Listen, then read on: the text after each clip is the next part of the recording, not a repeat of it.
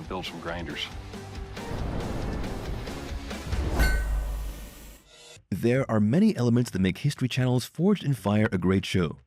Granted, not everyone is interested in seeing a group of guys doing metalwork, but the whole competition factor, added to the exciting blade demonstrations, make up a different dimension. Whether you're a big fan of the show or simply a casual enjoyer, it's impossible to deny the huge impact Forged in Fire has had. However, as with any other long-running series, Forged in Fire has gone through many cast and format changes throughout the years, which have sometimes turned out well, and other times haven't. So, what did happen to it? If you've tuned into the show recently, you're probably surprised to find how it's been revamped. So the big question is, were these adjustments actually worth it? Stay with us to discover what's up with Forged in Fire, and what could happen to the show in the future. So far, Forged in Fire has aired 8 seasons and almost 200 episodes over the course of 6 years. Regardless of that, and the huge amount of entertainment the series has provided us with, it's understandable that at some point the production staff wanted to try out new things. Anyways, the most notable change Forged in Fire has gone through as of lately is the undeniable shock of its longtime host, Will Willis, seen from its debut to the 7th season. As well as his predecessor, the show's new host, Grady Powell, is also a former US Army veteran, having served as a senior weapons sergeant for several years. Besides his notable character in the military, Powell is also a renowned survivalist who has appeared in shows such as Ultimate Survival Alaska. All in all, his impressive experience in the field makes Powell a fitting replacement. But judging by comments on social media and fan forums, it's evident that not everyone has easily accepted that Willis is no longer in the show. To be honest, it's still unclear if Will Willis was fired from the show or if he left of his own accord. Nonetheless, since his exit was announced in late 2020, more information about it has slowly been brought to light. For starters, History's initial statement on the topic didn't straightforwardly address the reason behind why Willis was no longer the show's host, limiting themselves to saying that they appreciated the time Willis spent as the show's host and contributions he made to it. They made it clear that no plans were in store to bring him back. Moreover, their insistence on the fact that Grady Powell taking the empty host spot meant the start of a new chapter for the show leaves us to assume the change was merely a creative decision instead of being the result of a behind-the-scenes brawl, as many people assume. Willis finally broke his silence in December 2020 during an interview with the podcast B3F on YouTube. He confessed that working conditions on the set of Forged in Fire weren't ideal for him, describing the lengthy filming times as the most boring process in the world. He also admitted that his trailer wasn't in the best condition.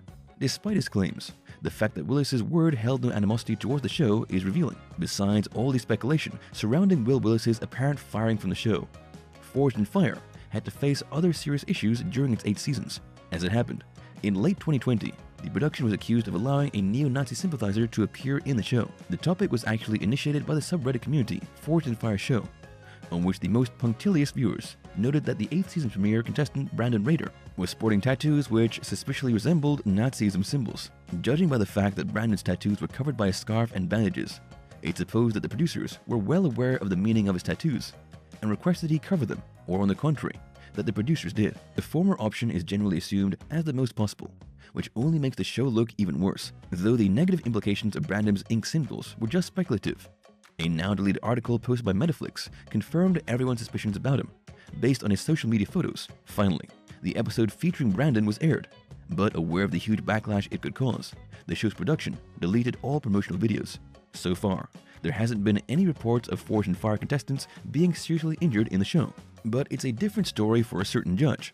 As it happened, back in the 4th season, Doug Marcada suffered an injury while trying to test a heavy blade off camera. Although the cut wasn't so deep, it eventually caused Doug several mobility problems with his arm, something he underwent surgery to correct, and then a long recovery process.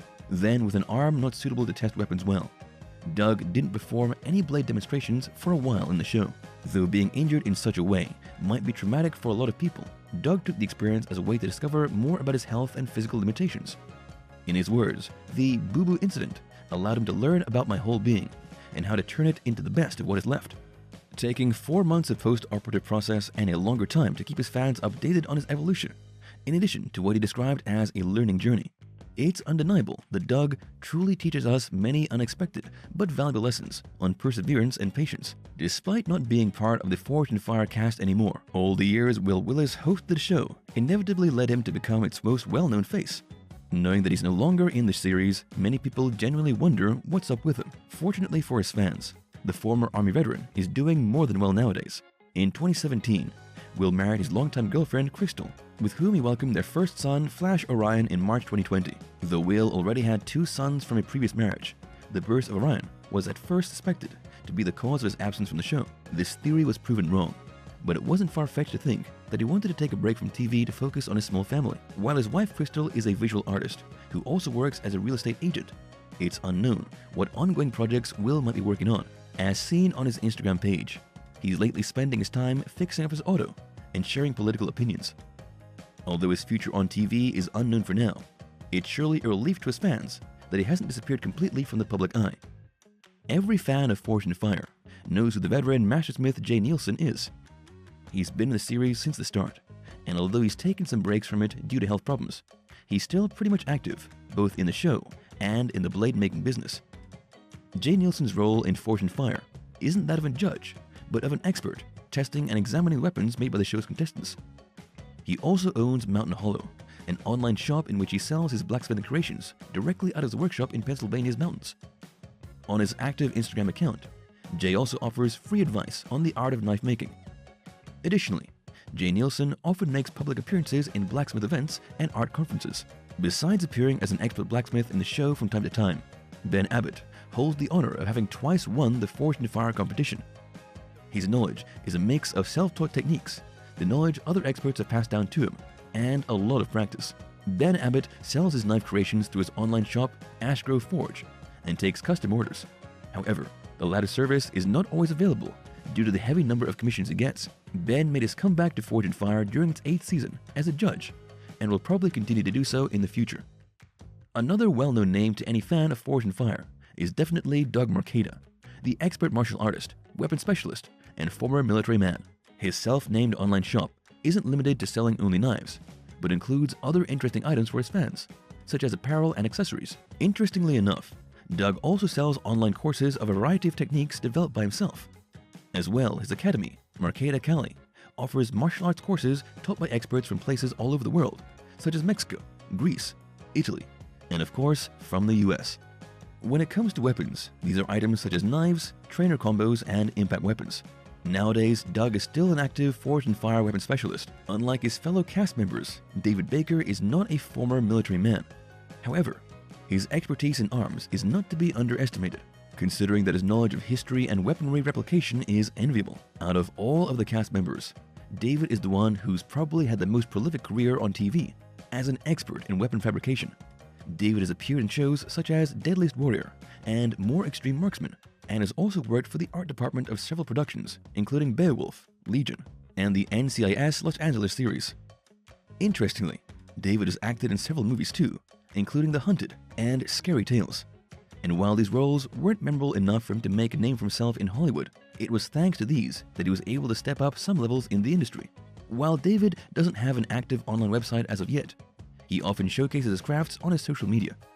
As well, he's still actively appearing in Forged in Fire, with over 100,000 followers on Instagram and thousands of YouTube subscribers.